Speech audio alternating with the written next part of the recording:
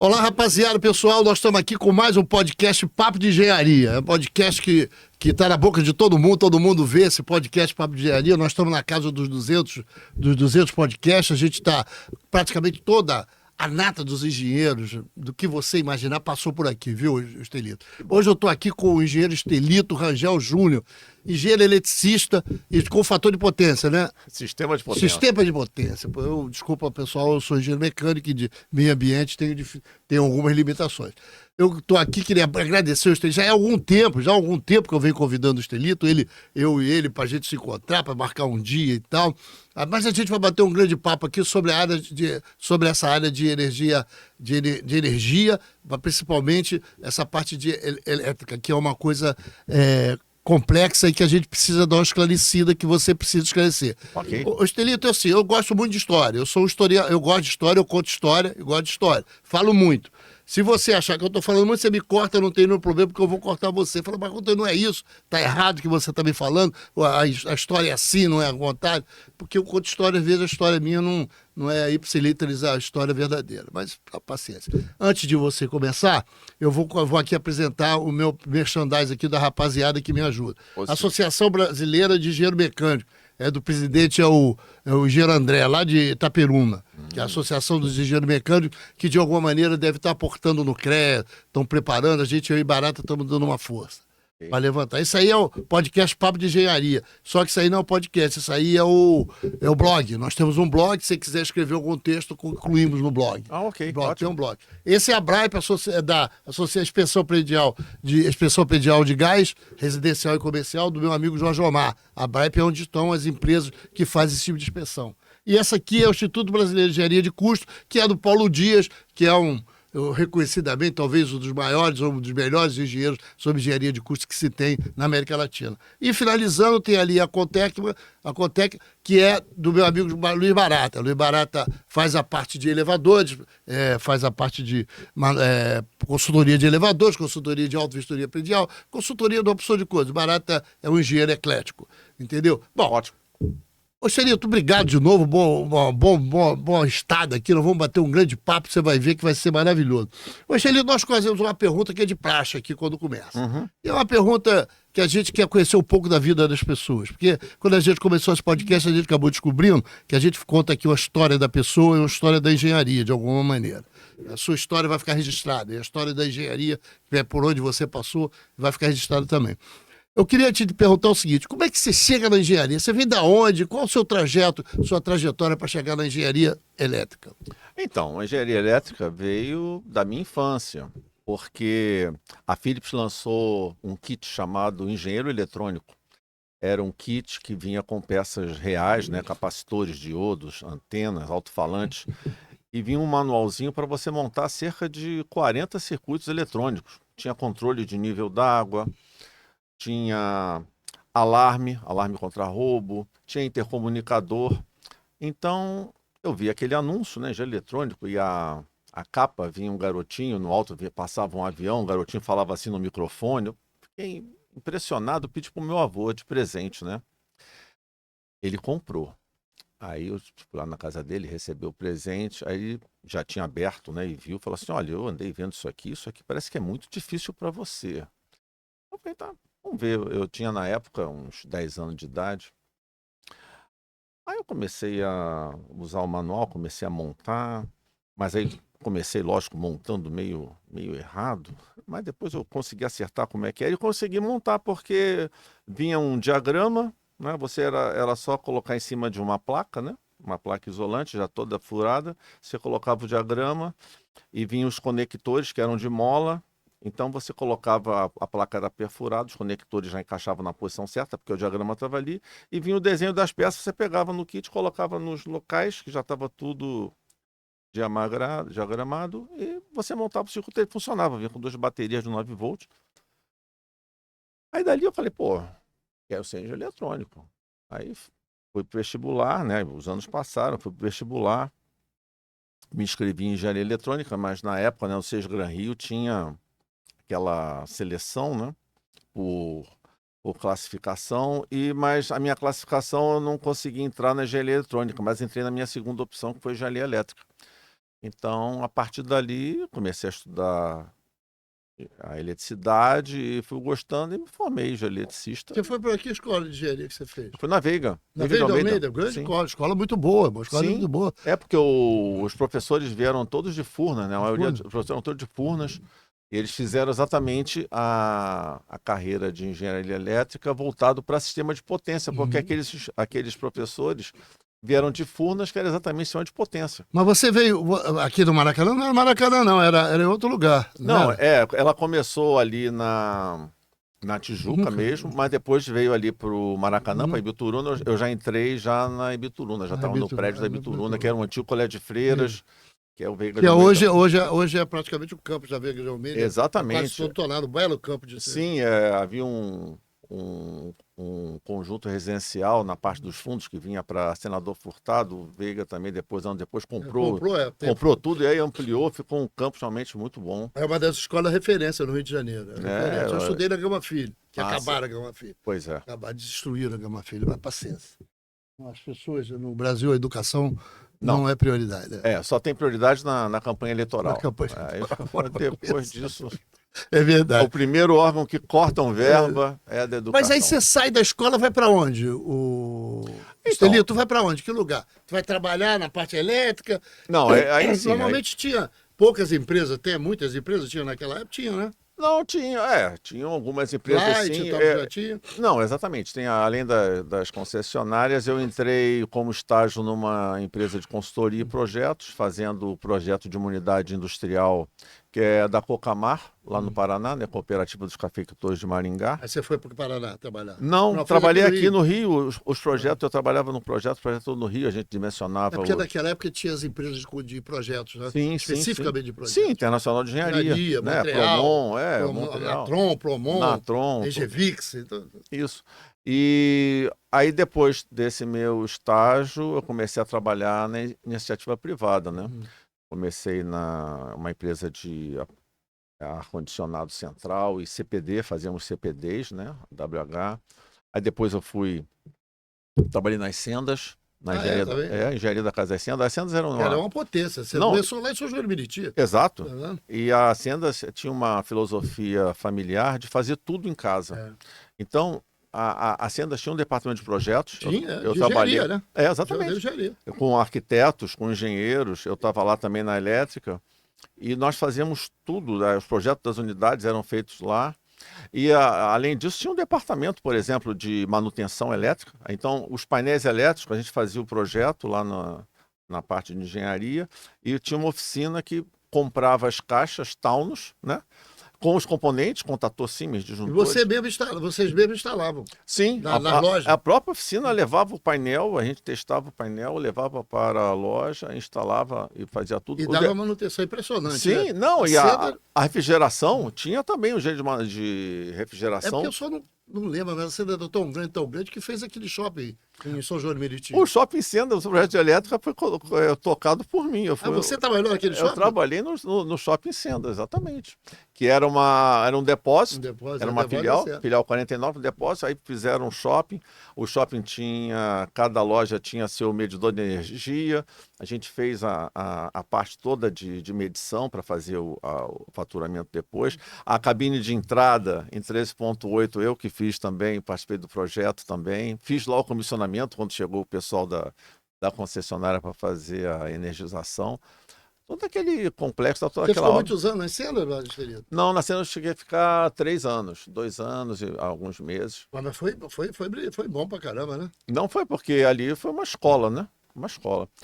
E depois dali eu trabalhei na obra do metrô. Depois dali, qualquer coisa que viesse era bom ali. Eu trabalhei na obra do metrô, linha 2. Linha 2? Aqui no Rio de Janeiro. Linha 2 a Pavuna... Maria da Graça Pavuna. Maria da Graça Pavuna. Tinha um trecho que eu pesava no Estácio, né? Começava no Estácio e até a Maria da Graça, a gente começou nesse trecho.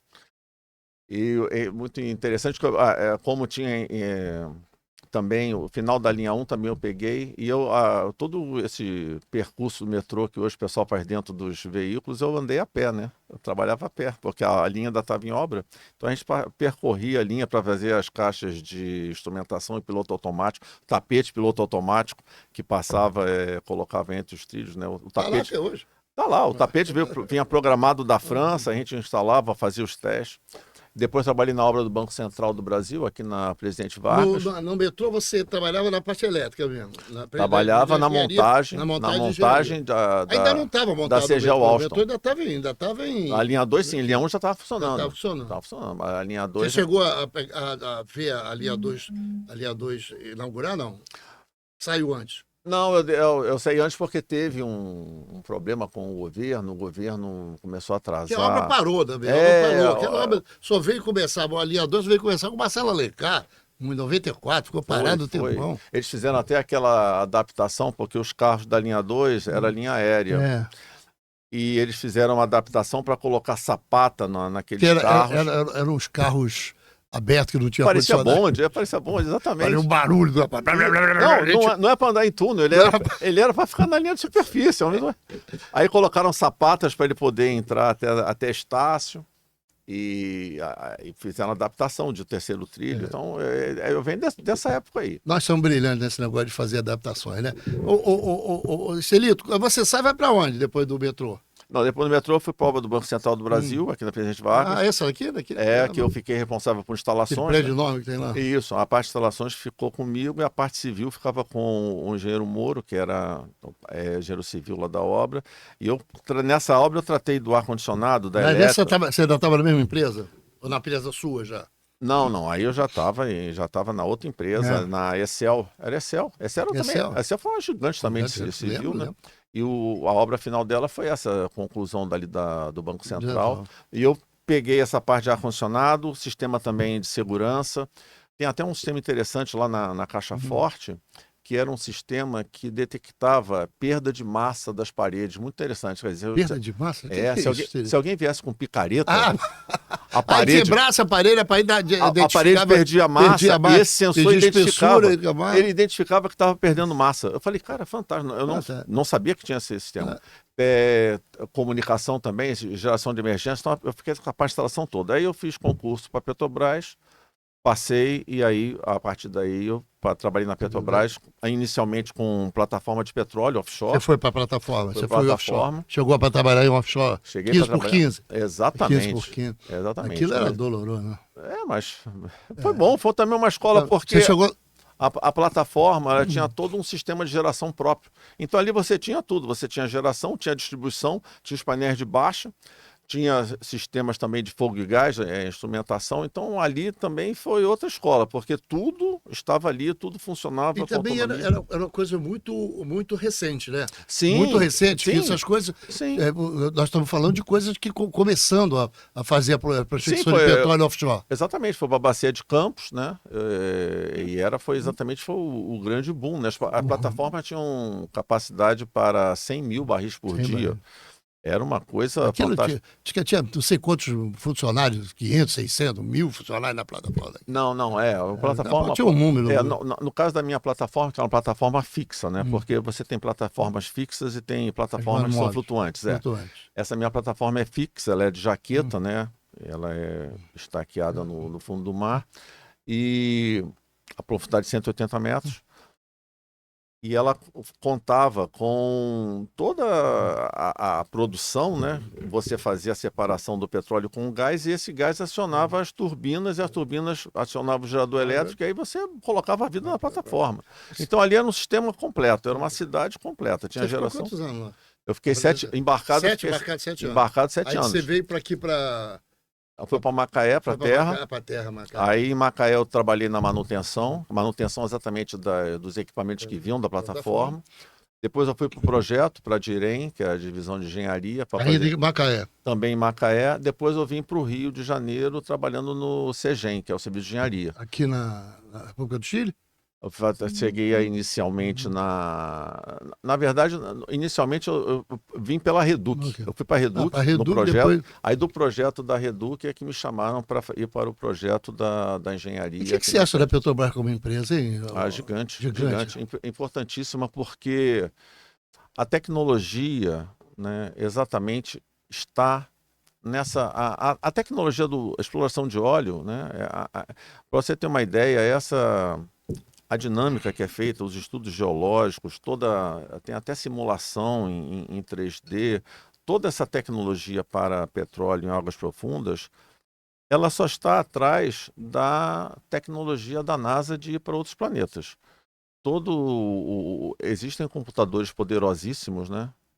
Que a Petrobras utiliza. Até é interessante, quando eu trabalhei na engenharia, eu vi um computador lá que ele vinha com um adesivo, um logotipo, que ele foi o computador utilizado no filme Guerra das Estrelas.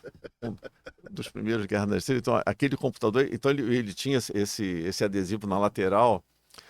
E era um computador. Na época já Eu era um estava computador conversando hoje poderosíssimo. dessa coisa do domínio da intelectualidade em determinados campos. O campo do setor petróleo, o Brasil domina praticamente, tem um domínio, mais de offshore, domina muito. Sim, Offshore, são tem os prêmios, praticamente. né? Os prêmios Os do prêmios OTC, a Petrobras já ganhou 3 prêmios E do a OTC. gente fala muito disso, da questão estava conversando hoje, eu estava almoçando e conversando sobre a questão nuclear também, que o Brasil tem um volume de conhecimento enorme na questão Sim, nuclear. porque todo o projeto, né, Brasil-Alemanha, nossa, ali era transferência de tecnologia. Aqui foi fantástico. Até uma pessoa faz que a Alemanha está arrependida até hoje, porque transferiu a tecnologia que na época não era para transferir. Você sabe que os grandes países do mundo têm uma defesa muito grande. Lógico, lógico, lógico, lógico. Nós estamos vendo hoje, né? Porque principalmente os Estados Unidos, já está preocupado que uma tecnologia nuclear para fins pacíficos, ela, em pouco tempo, pode se transformar em aplicações militares, né? Militares. Então, por isso que eles bloqueiam. Mas Eles o Brasil fazem... desenvolveu nessa área nuclear, na área de petróleo e gás, foi um desenvolvimento muito grande. Sim. Porque isso, a gente estava conversando que era a questão da passagem de conhecimento, que a gente fala até e está falando da questão daqueles aviões Gripen, Gripen, não Sueco, sei, sim, suecos, que o Brasil comprou mas comprou também a a tecnologia. tecnologia. E Sim. hoje desenvolve também junto. Então, você vê, tanto no sistema, você veja, no projeto nuclear, nós fizemos um acordo com a Alemanha. Nós não fizemos acordo com os Estados Unidos, porque, naturalmente, as condições que ele colocaram, para a gente não tem mesmo. A mesma coisa com o caça, né? Foi importante ter um caça europeu, para justamente a gente poder ter acesso a uma tecnologia que, pelo perfil, né, de negociação americano, a gente não teria Porque eu me lembro que o Brasil tentou com a França não quis passar conhecimento, tentou com o inglês, tentou com o americano, e só o sueco foi que passou a tecnologia. Eu acho que isso é interessante, porque, na verdade, isso aumenta a intelectualidade, a média, né? Para discutir essa questão da tecnologia e da ciência e tecnologia no Brasil. Mas, Expedito, então você se aposentou, continua trabalhando Não, hoje eu já estou aposentado, né? na Petrobras? Depois de 33 anos já na Petrobras, eu aposentei e agora eu trabalho com consultoria e análise de processo de compra de equipamentos especiais principalmente para a indústria do petróleo também, né? Eu faço assessoria. Você faz consultoria para essas empresas periféricas Petrobras? Sim, sim, sim. Porque muitas vezes você tem uma determinada instalação e ela precisa atender aos requisitos mais recentes das normas técnicas e também, hoje nós temos também várias resoluções da ANP, né, no caso do petróleo. É que você também tem essa questão da BNT, você também. Sim, eu participei da BNT, né, porque, na verdade, na Petrobras, quando eu comecei a trabalhar nessa parte de engenharia, o pessoal me convidou para participar das comissões de norma interna da Petrobras, que a Petrobras tem normas internas também.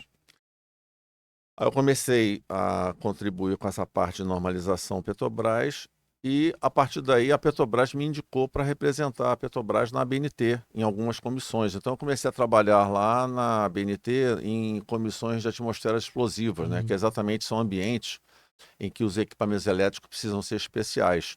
Então eu comecei a contribuir na BNT nesse ponto e a gente, E aí né? se aposentou, continuou na BNT. Porque a BNT, na verdade, é uma participação voluntária, né? Voluntária. Então, eu continuo participando porque eu acho importante. E dali da BNT, a BNT, pelo trabalho que a gente estava desenvolvendo, a BNT me indicou para ser representante brasileiro na IAC, que é a Comissão Eletrotécnica Internacional. Então, eu fui o primeiro representante brasileiro a trabalhar na IEC, representando o Brasil, no TC31, que é o Comitê Técnico de Instalações Mas aí você Atmosféricas estava na Explosivas. Petrobras ainda? Estava na Na Petrobras, porque a participação na IEC, porque isso foi antes da pandemia, né? Antes da pandemia, as reuniões eram todas presenciais. Então, Então você viajava muito, né? viajava, porque a reunião da IEC, eles faziam as reuniões cada dia, né? Cada reunião num num determinado país, local. exatamente, nos membros. Então você tinha reunião na Inglaterra, tinha reunião na França, reunião na Croácia. Então, essas reuniões eram agendadas, né, com um ano de antecedência. Eu levava esse calendário lá para a Petrobras e a Petrobras aprovava exatamente o patrocínio dessa minha Mas eu ida. digo, hoje você acha que é o engenheiro de petróleo, óleo e gás, ou você acha que é o engenheiro eletricista? Você Não, hoje é os dois. não, eu sou engenheiro de eletricidade, mas com Com ênfase nas aplicações para o petróleo, porque a minha petróleo. formação é em sistema de potência. Então são grandes transformadores, geradores. Essa que é minha formação, linha de transmissão, né? A minha formação foi essa. Mas hoje você dá consultoria para a área de petróleo, Exatamente. para as empresas. Sim, porque a área de petróleo também tem transformadores, também tem geradores de alta potência. Então eu consegui, com essa minha formação e essa experiência na Petrobras, eu consegui hoje, né, um nível de conhecimento que eu posso exatamente ajudar essas empresas que estão trabalhando já nesses novos projetos a fazerem uma especificação adequada e também acompanhamento de teste, ensaio de liberação de fábrica, essa parte toda Mas você me diga uma coisa, você é um cara eclético, porque o que eu já vi você discutir, você discute várias coisas, Sim. dentro da sua área, é claro.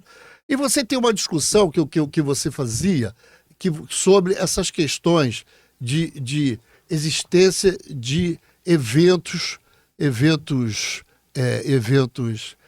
perigosos que aconteciam no Rio de Janeiro. Eu conheci você mais nessa discussão das explosões de bueiro, das questões da Light, essa questão, por exemplo, de Copacabana, em que tiveram que fazer uma obra de engenharia elétrica lá para poder botar Copacabana funcionar, ficaram lá geradores nas ruas. Na rua, abriram a rua de fora a fora lá. Como é que é isso? Conta um pouco como é que é essa história das concessionárias de energia elétrica que você acompanhou. Elas têm debilidade, elas não estão acompanhando, elas precisam ter modernização, atualização. O que você acha disso? Olha, eu vou resumir para você. Isso. Nós só temos só uma hora só. Então, o que acontece? A minha formação em sistema de potência, né, me deu exatamente a condição necessária para entender o sistema de distribuição das concessionárias, porque o sistema de potência trata exatamente disso, da geração, da distribuição, né, de energia. Então, com esse meu conhecimento, né, e também das aulas do professor Canelas, que foi um grande engenheiro da Light durante muito tempo, em distribuição de energia subterrânea, eu comecei a acompanhar esses eventos, e os eventos havia a característica de explosão. Então, a gente, como eletricista, fala assim, mas como assim? Como que tem explosão numa rede em que só tem cabo elétrico isolado, né, e está tudo tampadinho? Como assim tem explosão? Aí entrou exatamente o meu conhecimento da Petrobras em atmosferas explosivas, porque a Petrobras, esses processos envolvem gases inflamáveis e gases inflamáveis numa determinada concentração com o ar, né, ele forma uma atmosfera explosiva, que é como se fosse o princípio do automóvel a combustão, no caso do carburador, né? Você entra com o vapor da gasolina, você entra com ar. Se você colocar muita gasolina, muito vapor de gasolina, você não tem uma boa explosão porque a mistura está saturada. Agora, se você tiver pouca gasolina, E muito ar você também não consegue explodir porque você tem carência do vapor inflamável. Então você tem uma concentração ótima que explode. E exatamente esse conceito da Petrobras eu comecei a trazer para essas explosões de bueiro. Porque o pessoal, na época, a mídia falava muito que era problema com a SEG. Ah, o problema é com a SEG, porque a SEG... Eu falei, pô, mas peraí. Segue a Naturgy hoje. Exatamente, Naturgy. Então, mas só o evento da SEG não é suficiente para ter explosão, porque se você tem gás, né, num ambiente, mas você não tiver uma fonte de ignição, ou seja, você não tiver um elemento que vai exatamente dar a energia necessária para haver a explosão, você não vai ter explosão. Você pode ter gás aqui, você vai sentir cheiro de gás, vai evacuar a área, tal, vai sair, mas não vai explodir. Só vai explodir se esse gás, primeiro, estiver na concentração adequada e, segundo, encontrar uma fonte de ignição. Pode ser um cigarro aceso, pode ser uma chama, pode ser um equipamento quente, que aí aquele gás naquela concentração, quando encosta no equipamento aquecido ou encosta numa chama aberta, aí sim dá o fenômeno da ignição e explode. Aí você começa a associar as peças, mas peraí, mas dentro da rede da Light só tem cabo isolado. Tá bom, vazou o gás da SEG. Suponhamos que tenha vazado o gás da SEG. Por que tem explosão se o equipamento da Light não tem centelha? Não pode ter centelha, é tudo fechado. Aí eu comecei a ver essa questão. Inclusive, foi uma coisa interessante, porque quando acontecia a explosão, o que saía na mídia que era a culpa era do gás da SEG, mas quando a SEG fazia o ensaio para saber se havia gás da SEG no local, não detectava. Por quê? Porque o gás da SEG é aromatizado, né, justamente para você sentir aquele cheiro. Aquele cheiro é conseguido com mercaptana, que é um produto químico, e o que ele levava para fazer o ensaio era um sensor de mercaptana. Então, se não tinha mercaptana, não tinha gás da SEG. Mas como que tinha explosão? Aí, bom, a gente começa a estudar. Peguei literatura estrangeira, né? Porque lá... É interessante, porque quando o Brasil começou a ter rede subterrânea aqui, em 1940... Nos Estados Unidos já havia registro de explosões de rede subterrânea. Muito interessante. Então, aí eu comecei a pegar esse material antigo, inclusive, material de construção de rede subterrânea. Bom, então nós chegamos, conhecendo o sistema de distribuição e conhecendo a dinâmica de explosões, a gente viu o seguinte, olha, o sistema da Light subterrâneo, aliás, das concessionárias, isso não é exclusivo da Light, é um sistema chamado sistema queima-livre. É um sistema em que você não coloca proteção nos cabos de baixa tensão. Você não tem fusível, você não tem disjuntor. Diferente da sua casa, da nossa casa, que você tem um quadro onde tem disjuntores, que se algum circuito estiver com sobrecarga, o disjuntor desliga automaticamente. O sistema de distribuição subterrâneo não tem isso na baixa tensão, só tem isso na alta tensão, não tem na baixa. Por quê? Porque esses cabos foram concebidos, né, na época, lá em 1900 e vovô garoto, que eles, se tivessem uma sobrecarga, ele ia ter um curto-circuito, né? Ia derreter a camada isolante, ia encostar um cabo no outro, aí ia fazer um curto-circuito, e esse curto-circuito desarmaria o disjuntor na alta. Entendeu? Então não tem proteção na baixa tensão. Então é isso que acontece. O cabo é deixado derreter. Por isso que o nome é queima livre, ou seja, livre para queimar. Aí, né, ia faltar luz, né? Aí vinha a concessionária e trocava aquele cabo que estava queimado. Que eles, faltou ali, tá, troca o cabo. Então, esse a concepção do sistema é essa, que é uma concepção barata e de alta confiabilidade. Altíssima, porque você não interrompe porque está esquentando, você deixa ele vai até onde ele for, você deixa o cabo lá. Só que, né, com os cabos elétricos, o que acontece? A cobertura é de plástico, né? Ou PVC, ou CGLPE. Então, e quando esse plástico está aquecido e vai derretendo, ele libera gás inflamável, libera hidrogênio. Então tá explicado aí. Sim, meu irmão. Depois de algum tempo de estudo. Vê como é que eu peguei. Então, aí você tem exatamente, conforme o cabo vai esquentando e vai derretendo, vai liberando o gás da capa do cabo. Então aquele gás fica ali na tubulação, ele não vai embora, não tem exaustor, ele fica ali, vai acumulando. E o cabo, o isolamento vai derretendo. Quando há um curto-circuito, é exatamente a centelha que Necessário detona e suficiente para o gás que já está lá embaixo. Aí explode. Entendeu? E vai explodir, vai acontecer o quê? Uma sobrepressão, a sobrepressão levanta o bueiro. E levanta com chama, levanta o bueiro. Uf. Não é isso. Tranquilo. Então, aí A Light teve algumas. Não, pois é, isso Isso eu até hoje deve ser motivo de uma discussão na Light. não creio, Não não creio. creio. Eu publiquei justamente esse Aqui. estudo. Não. É um estudo que descreve exatamente esse processo de explosão de bueiro. Esse estudo saiu nessa revista, Eletricidade Moderna, que é uma revista brasileira especializada em instalações elétricas, uma revista tradicional, inclusive. Então, esse estudo eu fiz em 2 partes e descrevi que as medidas que foram adotadas pela prefeitura na época não eliminavam o problema. O problema não está eliminado, as explosões continuam hoje. Ah, é? Sim. Mas não, exatamente porque o que a concessionária faz, não só a Light, como a de São Paulo também, em outros locais. Quando você tem essa explosão, o cabo é danificado, né? O que não queimou já estava queimado. Ela vai lá e troca o cabo. Então o cabo agora que está ali passa a ser um cabo novo. Ele vai ter que esperar alguns anos até que haja sobrecarga, até que aquela capa derreta e até que forme um novo curto-circuito. O que ele aumenta é a fiscalização e a vigilância, não? Não, porque Não, ele deixa acontecer. Deixa, porque o sistema foi concebido desta forma. Dessa forma. Porque é um sistema barato e de alta confiabilidade. Essa é a dinâmica.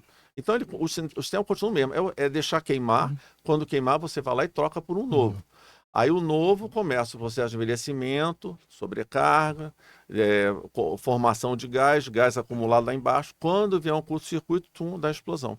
Então, o sistema continua. Isso está explicado nesse artigo na revista Eletricidade Moderna.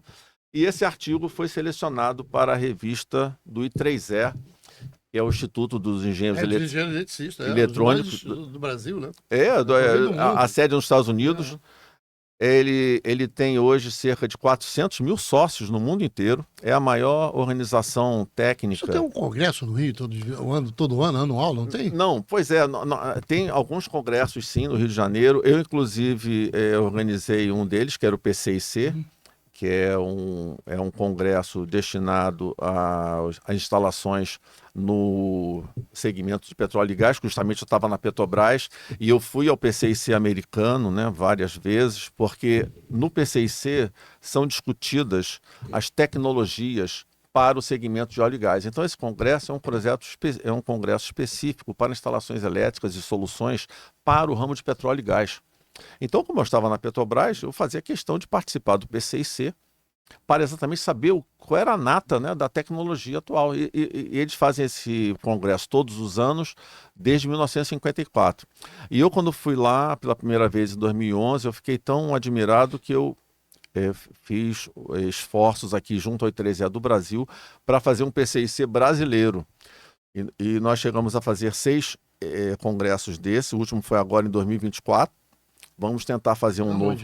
Foi aqui no Rio de Janeiro, todos eles aqui no Rio, fizemos um convênio com a UFRJ. E aqui nessa revista, que é uma revista do I3E, saiu exatamente esse artigo, mas com mais detalhes. Eu coloquei mais fotos. Esse material aqui eu trouxe para você, presidente. Obrigado. Obrigado. Bom, aqui que eu vou ler. Mas diga uma coisa, eu sei que isso é uma coisa que você tem uma afinidade muito grande.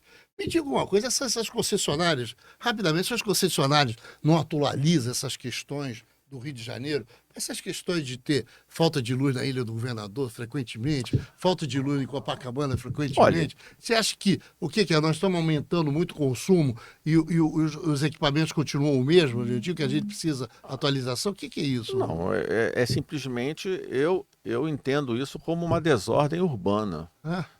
Porque o que acontece? Você tem uma casa e um quintal. Na casa moram 4 pessoas e tem um carro.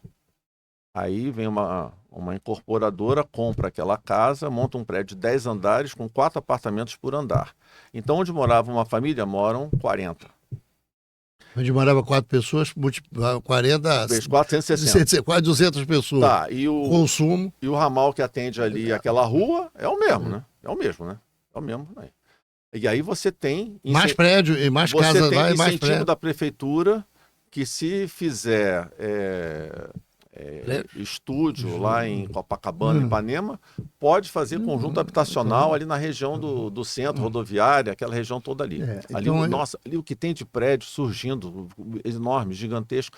Então, a concessionária, ela fica à mercê desses empreendimentos, porque o empreendimento devia ser, vamos fazer um prédio aqui de 40 andares. A concessionária tinha que ser consultada. Olha, mas para fazer um investimento naquele local, para poder para você fazer atender prédio, aquela demanda. Para você fazer esse prédio aí, peraí, primeiro eu tenho que aumentar aqui o meu ramal, vou ter que aumentar ali a subestação, mas isso, ao que parece, não existe. Então, o número de prédios está subindo muito rapidamente, vem subindo, né, no Rio de Janeiro, e a concessionária tem todas essas dificuldades de expansão, né, de atendimento à demanda que vai crescendo. A demanda só cresce e o que acontece? Os sistemas vão sofrendo. Então, por que aconteceram aquelas explosões todas naquela época, 2011, 2012, 2010? Exatamente na Zona Sul, exatamente onde tem maior concentração de prédios, e exatamente onde a expansão da rede tinha sido mais ou menos estabilizada, né? Porque é aquilo que a gente colocou, os cabos não têm proteção contra a sobrecarga. Então, tem uma sobrecarga hoje, o cabo resistiu. Aí passa um mês sem sobrecarga, por exemplo. Depois vem um determinado evento, tem sobrecarga.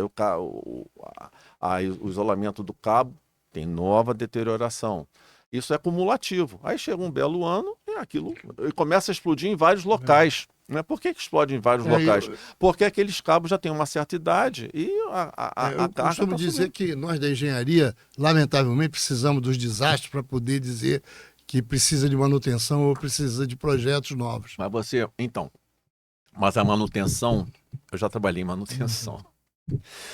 A manutenção fica vendida. Por quê?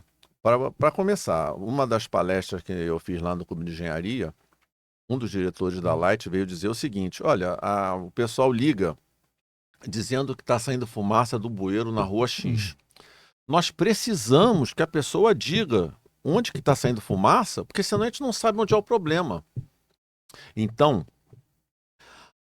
a estrutura, para você atender um sistema desse, em que você não tem monitoração, você não tem proteção, é muito difícil. É muito difícil. A manutenção fica vendida. Né? Porque você vai desesperado. Você vai num lugar, daqui a pouco explode em outro local. A demanda é assim, o pessoal não para.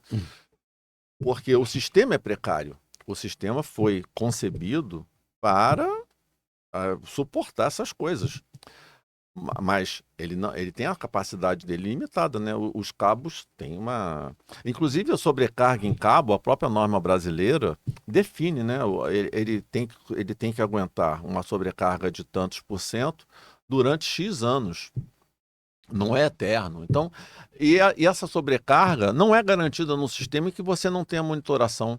Então, você não sabe quando que o cabo vai atingir o final da vida útil dele. Pode atingir em 2 anos, pode atingir em 10 anos. E na verdade atinge muito rápido, porque o volume de gente que vem para o Rio de Janeiro de turista, e que os hotéis com aqueles ar-condicionados que ficam 24 horas, isso. Que o cara do turismo deixa o ar-condicionado ligado. Mas você nota, então, que a coisa não é sempre, né? A coisa acontece no verão, aumentou. Aí depois diminui. Aí, quer dizer, o cabo esquentou, depois o cabo esfriou, ele vai aguentando, ele vai lá, mas a coisa vai só se somando.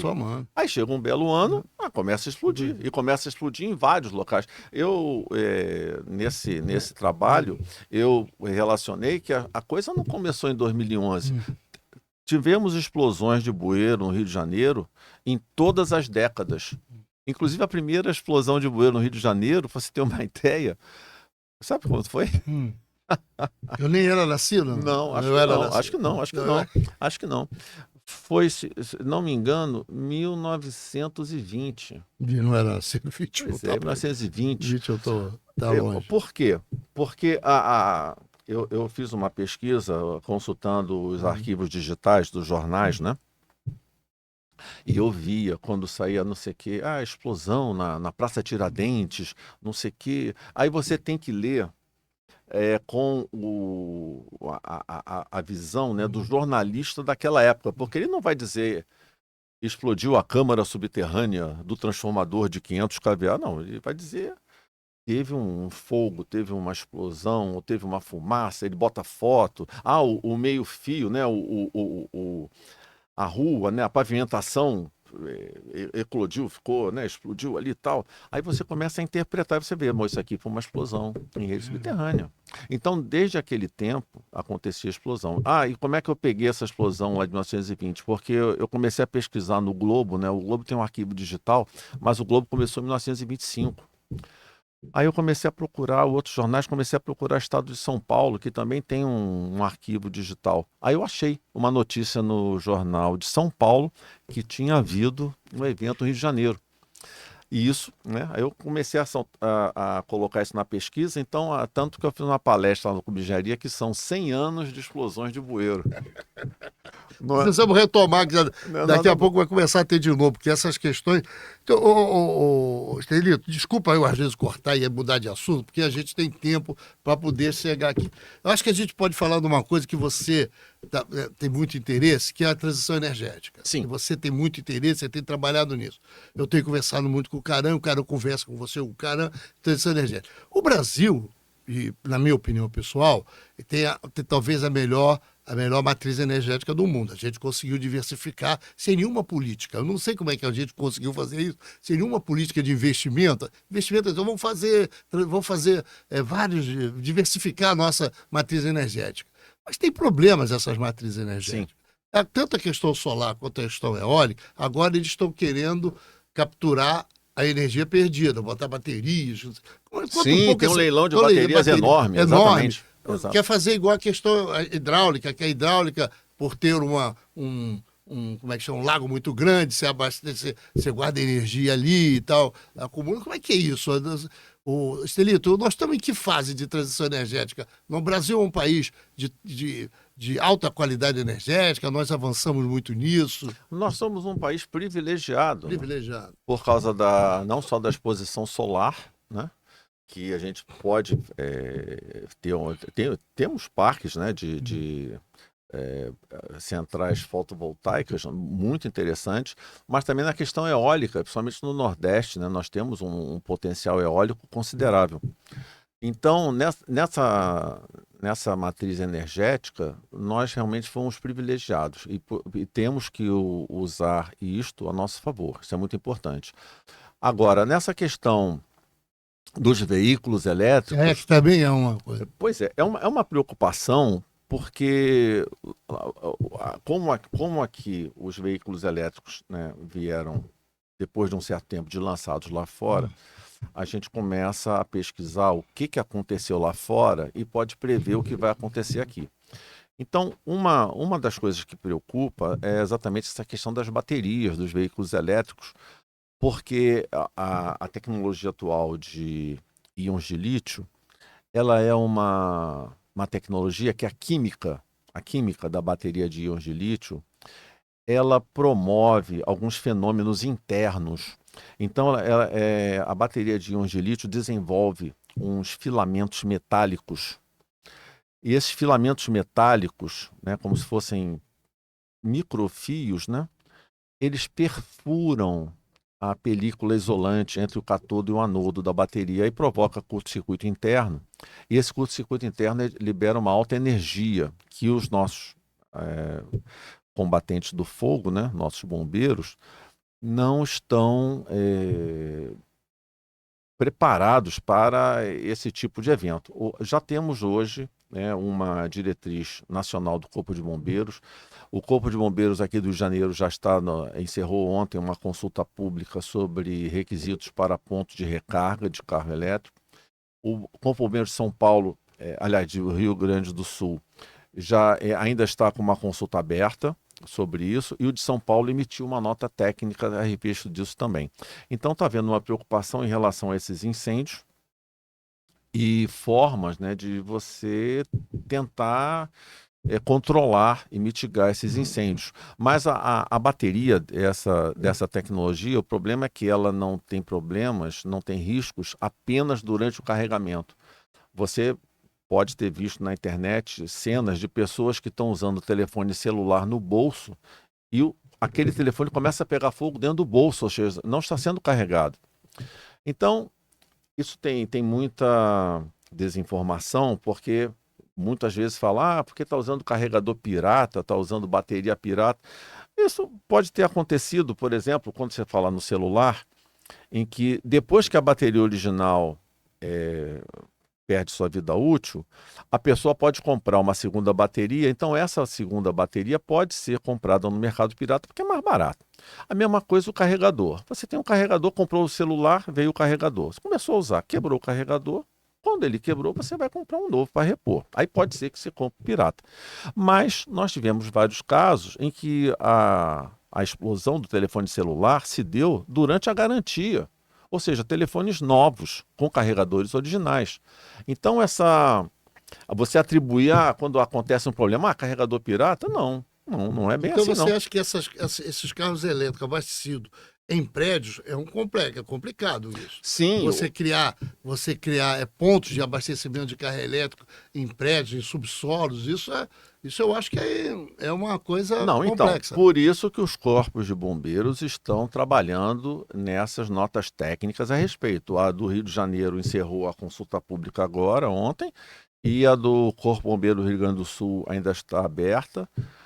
E a de São Paulo também já foi emitida, justamente com orientações, porque não pode ser em qualquer lugar, né? Porque tem que permitir a entrada do pessoal do Corpo de Bombeiros, saída, tem que permitir, se tiver combate a incêndio por sprinkler, né? Para resfriar o local, porque o combate a incêndio com sprinkler não apaga o fogo na bateria de íons de lítio, mas ele é importante para resfriar o entorno e fazer a limitação daquela energia ali. Então, isso, lógico, mas isso também não é invenção dos corpos de bombeiros do Brasil. Isso aí vem já dos corpos de bombeiros de outros países que já estão exatamente sofrendo com esse problema. Agora, é uma questão, você veja, os fabricantes, eles jogam a tecnologia, né, e mandam a sociedade se virar. Eles que criam o problema. Porque nós, né? Você tem carro elétrico? Não, ainda não. Então, o que nós fazemos para reabastecer nossos carros? Nós levamos até um posto, reabastece e vem para casa. Por que agora que você vende seu carro a combustão e compra um carro elétrico, por que você tem que reabastecer em casa? Que negócio é esse? Você vai lá no posto e reabastece. Você sempre saiu para reabastecer o seu carro a combustão. Então você tem que ter um posto devidamente dimensionado e com as medidas de proteção exigidas para você ir lá no posto, carregar lá e voltar com o carro carregado para casa. Tem Agora também... o cara quer ter o negócio no... Que é carregado lá da cama. Né? Como é o caso até de bater de bicicleta elétrica que quer levar para dentro de casa, hoje está proibido. Não, essa consulta pública do Corpo Bombeiro do Rio Grande do Sul, que eu tô levando alguns comentários para lá também, já está proibindo de levar bateria tanto em elevador, como também levar para a residência, tem que ser recarregado em área aberta. Né? Exatamente porque é um elemento, digamos assim, menor tamanho do que o tamanho de uma bateria veicular, mas ele tem aquela química que provoca curto-circuito interno espontaneamente. Esse é o problema. E também não é... O fenômeno não é idêntico em todas as baterias. Então, por exemplo, se você tem uma bateria e dela deu um curto-circuito interno com 6 meses de idade, o restante do lote pode não dar em 6 meses, pode dar em 10 anos. É uma característica que não é padronizada. É aleatório. Aleatório. Depende, inclusive na própria fábrica, né? Eu tenho um vídeo de uma fábrica de baterias para iPhone na China, em que ocorrem incêndios nas baterias durante a linha de fabricação. O próprio empregado já tem um balde com areia e umas pinças que ele, quando vê alguma bateria lá esfumaçando ou pegando fogo, ele pega com a pinça e joga no balde que tem areia. Já tem isso na própria fabricação da bateria. Tanto que hoje, por exemplo, no caso do veículo elétrico, nós já tivemos casos de incêndio de concessionária, ou seja, só tem carro zero. Carro zero. Então, por quê? Porque é uma característica dessa química. Então, eu acho E no momento, eu acho que a gente tem que realmente ter o máximo de medidas protetivas. O Corpo de Bombeiros precisa realmente emitir medidas com restrições. E os condôminos, né, no caso de prédio, precisam realmente estar atentos de que não se trata de uma bateria igual às outras baterias. Né? Uma vez eu estava conversando com um síndico, ele falou, não, mas é por causa de bicicleta. Não, porque a bicicleta elétrica tem bateria, mas os carros também têm bateria. Não, pois é, mas acontece que a bateria dos carros hoje, de 12 volts, chumbo ácida, não é a mesma bateria de íons de lítio que tem na bicicleta elétrica. A química é diferente, a reação é diferente, a energia liberada é diferente. Então, a pessoa leiga não consegue entender. Se eu te contar uma coisa, o pessoal do GNV reclama muito. O GNV do gás veicular reclama muito, e ele fez aqui um podcast comigo, e ele diz assim, Marco Antônio, o carro a gás só explode, o carro a gás que é montado, que é inspecionado e que é verificado, ele não explode. Quando explode, é porque ele é do mercado paralelo. Ele disse aqui, tem até um cortezinho que ele fala isso, está toda vez repetindo isso. O carro elétrico precisa ter também os mesmos cuidados de um carro veículo gás ou um carro de gasolina ou álcool, precisa ter, ou etanol, precisa ter o mesmo cuidado. E eu estava vendo que há carros que eles agora estão recomendando que é muito mais caro, que são os carros híbridos, que são aqueles que são elétricos e também a combustão. Como é que é isso? Você acha que é melhor? Mas é muito mais caro esses carros. São muito mais caros. Não, O carro é mesmo? Não creio que seja muito mais caro. Eles são realmente um pouco mais caros. Mas se nós estamos numa fase de transição, eu acho que o híbrido é a resposta certa para a transição. Você não perde o seu costume com o carro a combustão e você vai se adaptar com as novas características do carro elétrico. Inclusive, uma coisa também interessante é que tem sido divulgado na internet estatísticas do tipo, o carro a combustão ele tem 60 vezes mais possibilidade de pegar fogo do que um carro elétrico, vai de 20 a 60 vezes. Aí eu comecei a ver esse negócio e falei, peraí, como é que o pessoal tirou essas conclusões? Tem a ver dos números cabalísticos, né? Exatamente. Aí eu peguei literatura estrangeira também e peguei um estudo que fazia exatamente o mapeamento de como chegaram naqueles números. Pra você ter uma ideia, essa estatística não foi feita por uma empresa especializada em estatística, né? Um site famoso é o Auto Insurance Easy, que na verdade é um site de comparação de preço de seguro de carro. Ele pegou uma tabela de acidentes nos Estados Unidos e que é uma tabela que tem alguns tipos de combustível relacionado. Só que, por exemplo, como veículo a combustão, ele misturou veículo a gasolina com veículo a diesel, com caminhão, com furgão, com carro de passeio. Aquilo ali ele botou como sendo gasolina. E no veículo elétrico botou só o carro de passeio elétrico. E aí dividiu, fez uma relação com o número de veículos vendidos. E nos veículos vendidos do elétrico, ele considerou apenas o número de veículos vendidos em 2018. Aí o estudo mostrou, tá vendo como é que esse número aqui aparece? Que ele divide isso por aquilo. Então, quando você vê... Vai na profundidade, analisa os detalhes, você verifica que... Tá tudo furado, porque a base não foi homogênea, porque ele misturou caminhão com furgão. E outra coisa, ele comparou com veículos, por exemplo, fabricados em 2018, vamos supor.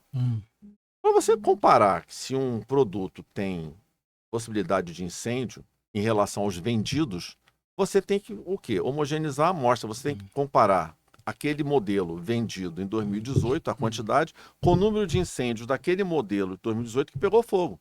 Isso é você homogeneizar a amostra. Mas não, ele pegou o número de veículos vendidos com o número de incêndios ocorridos durante um período de 5 anos, parece. Só que naquele período de 5 anos pegou fogo o carro de 1980, 1990, 2000, 2010. E o carro que foi vendido em 2018 não está naquela amostra. A amostra ficou completamente inválida. Mas eu acredito que tem uma coisa assim complexa. Eu fico aqui analisando que os especialistas e as conversas que eu tenho, bate-papo, eu vivo achando que nós somos os engenheiros, são os arautos dos apocalipses da desastre. Porque a gente precisa ter o desastre para poder valer as informações da engenharia. Tanto você faz na área de geologia, que você precisa, né? Na área de meteorologia, que você precisa ter mais informações técnicas para poder se fazer uma avaliação precisa para poder diagnosticar, entendeu? E na área da engenharia elétrica, na área da engenharia mecânica, na área de qualquer engenharia. Necessariamente você precisa de um processo de estudo e modernização o tempo todo. Certo. Né? E por exemplo, a questão das energias todas. As energias, a produção de energia, de uma maneira ou de outra, todas elas têm impacto ambiental.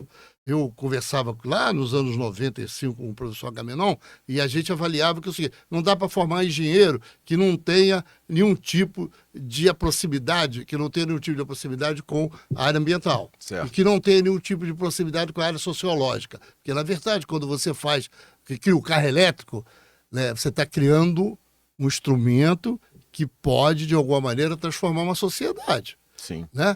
Como é que você acha isso? E aí fica essas discussões muito complexas contra as energias de uma maneira geral. Porque a eólica é isso, porque a hidráulica é aquilo, porque e aí vão para cima do petróleo, óleo, combustível, petróleo, como é que chama? Os combustíveis fósseis, e aí como é que você... Eu acho que tem espaço para todas as energias, não tem? Sim, não, tem, mas exatamente, é aquilo que a gente estava falando sobre o lançamento de uma nova tecnologia, né? Porque quando você lança uma nova tecnologia, com certeza ela vai ter impacto, mas geralmente quem está lançando a tecnologia ou não se preocupou ou desconhece os impactos. Por exemplo, a eólica. A eólica é uma forma de geração de energia limpa, né?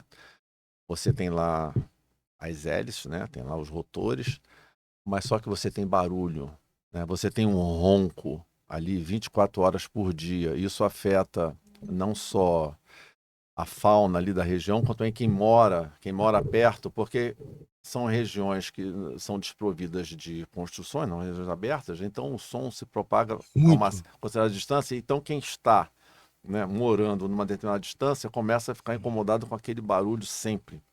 Ainda mais seria um obstáculo, seria um obstáculo. Pois é. Então, eu acho que é necessário haver exatamente essa situação. Nós temos aqui no próprio resolução IBAMA, CONAMA, nós temos essa questão do análise de impacto ambiental, né? Eu acho que na parte de tecnologia, no caso de energia, também precisa ter uma análise de impacto social, né? Porque essa questão, por exemplo, nossa, que nós estamos vendo agora do prédios e mais prédios sendo levantados, e as redes, você tem que aumentar a rede não só de eletricidade, como também a rede de água e rede de gás. Então, qual é o impacto social dessa construção que você tinha uma casa com uma família de 4 pessoas e você bota um prédio com 10 andares, 4 apartamentos por andar, 40 apartamentos com 4 pessoas cada um, 160 pessoas naquela região. Qual é o impacto social disso? Outra coisa, aquela rua que era uma rua tranquila, né? Você vai... Quando o imóvel está para ser lançado, eles colocam um stand e você, pô, que explora a tranquilidade da rua. Não, essa rua é uma rua tranquila, mas aí quando você coloca esses 40 apartamentos, 40 veículos entrando e saindo naquela rua, já tem engarrafamento na rua. Aí você fala, mas isso aqui não era assim. Eu comprei, era assim. Eu passei no Leme ontem com meu amigo Ricardo Lisboa, que eu fui almoçar com ele, meu amigo antigo, e a gente vai passando. Aí eu falei assim, pô, mas tu vê, Beliscado, esses prédios aqui de frente para a praia, todas as janelas são fechadas, porque não pode abrir a janela. E se abrir, a Marizia entra e acaba com tudo. Exatamente. Aí ele falou Marizia, Marco Antônio. Ele mora na Gustavo Sampaio. Tá, da outra. Atrás, atrás da Atlântica. Aí falou que a Marizia... E aí, os impactos sociais que tem quando você faz de alguma maneira, você vai colocando prédio, você vai criando carro elétrico, bicicleta elétrica, você vai criando moto.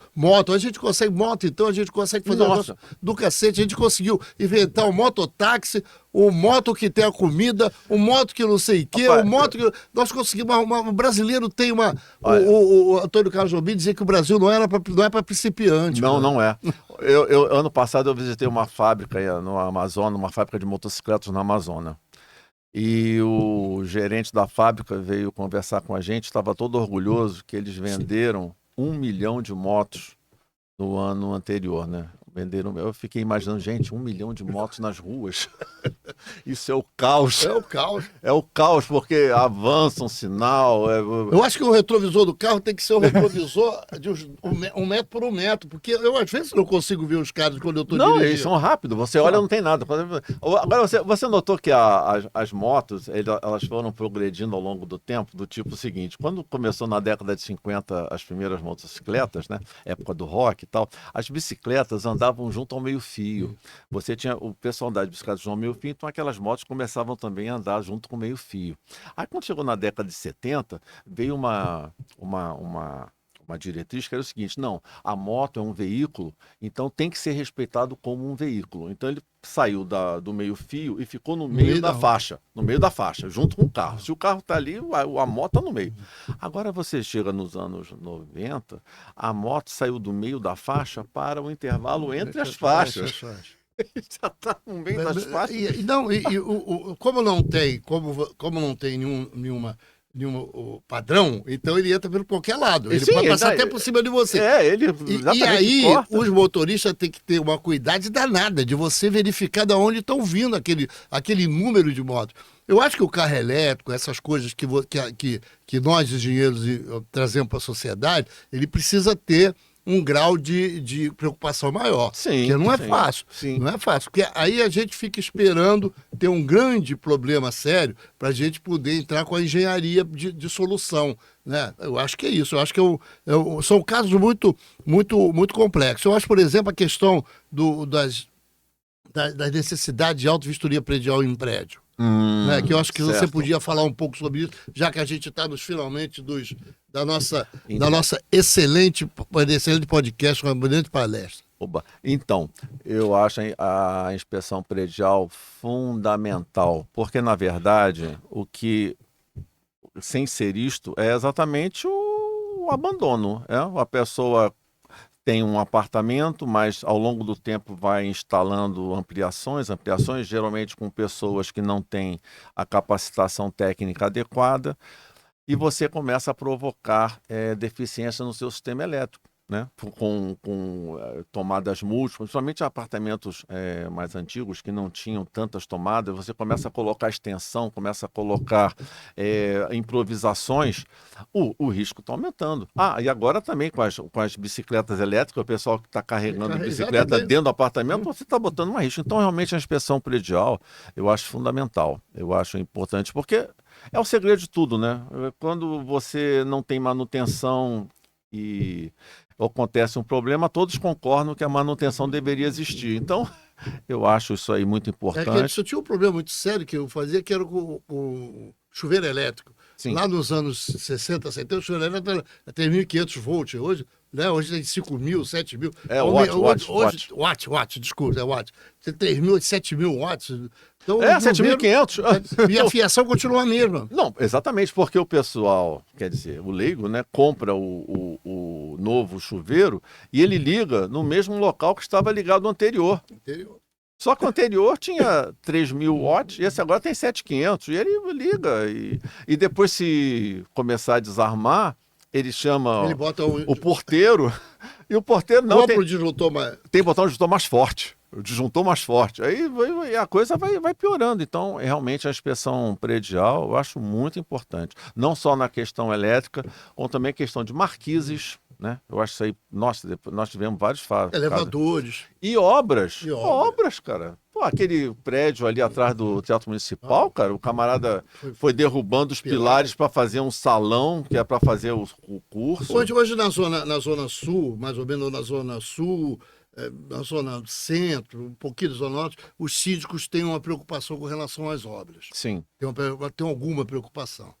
Porque o síndico é leigo, ele não conhece. Ele tem que ter preocupação de saber se aquela obra, que tipo de obra, se aquela obra está sendo dirigida, está sendo feita por alguma pessoa que seja adequada, seja habilitada. Mas é um problema. Não, então, uma vez no prédio de um conhecido, eles estavam fazendo reforma num apartamento. E esse colega meu, a gente estava conversando, ele falou, poxa, mas tem um barulho aqui de furadeira que é muito frequente. Eu falei, pô, mas obra de prédio, geralmente para ter furadeira, assim, tanto tempo. Aí, curiosidade, né? Vamos lá. Ah, opa, somos aqui, vizinho aqui e tal. Como é que tá a obra aí? Tá bom? Ah, tá aqui, estamos ampliando aqui. O pedreiro Eu gosto apresentou.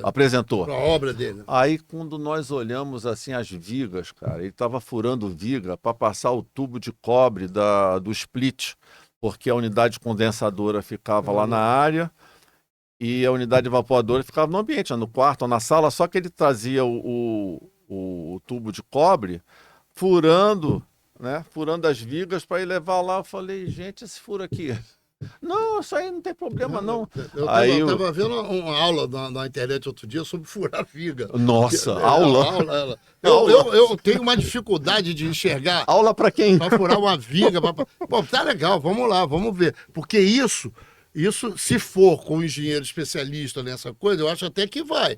Mas se a gente começa a ensinar todo mundo a furar viga, vai ser uma festa. Não, uma vez eu estava acompanhando um canal na internet de um profissional que faz instalação elétrica. Aí ele estava lá mostrando o negócio do circuito residencial e tal. Aí eu fui ver os comentários. Aí, né, ele está fazendo a aula dele lá, mas eu estou vendo os comentários de quem está assim. Aí tinha um comentário assim, olha, eu estava começando a fazer coisa lá na minha casa, mas agora eu estou precisando ganhar um dinheirinho. Eu queria saber o seguinte, dá para juntar todos os neutros e botar num lugar só? Não sei o quê. Eu falei, gente, o cara está pedindo orientação aqui, porque ele é um leigo, ele não tem a capacitação e está perguntando coisas que ele vai sair fazendo na casa dos outros para ganhar um dinheirinho. Eu falei, nossa, é um perigo. Perigo total. Então, eu acho a inspeção predial muito importante.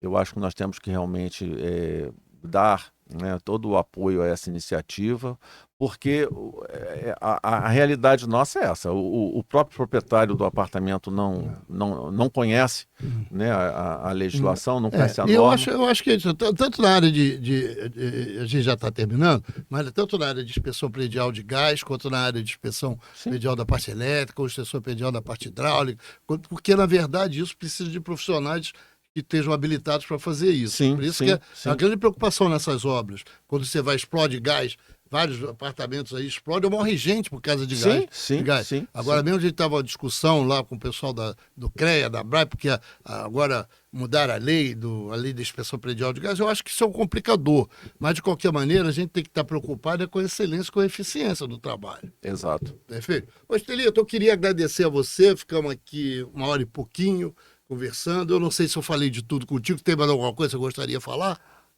Pode ser. Tem mais alguns segundos, alguns minutos, de alguma coisa que não ficou claro ou você ficou de falar. Se não ficou, eu queria agradecer a você plenamente você ter vindo aqui, participar do podcast Papo de Engenharia, mais um podcast de excelente qualidade que a gente executa e presta, porque...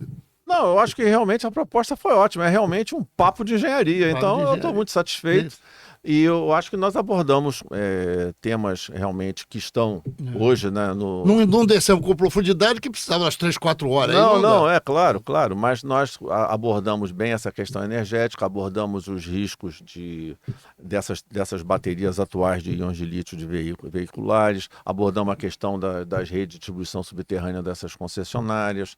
E falamos um pouco também sobre como eu cheguei na um pouco para poder, na tua vida também, ficar registrado aqui, porque senão passa batido. Muito bom, foi um ótimo papo. Gostei muito. Estelito, obrigado. Eu acho que a gente chegou aqui, sempre a gente chega, a gente começa meio tenso, mas depois isso vira um grande bate-papo. Só não tem cerveja e churrasco aqui, mas vira um grande bate-papo, daquele bate-papo bom que a gente faz. Obrigado, Estelito. Um abraço. Obrigado, saúde. Boa sorte.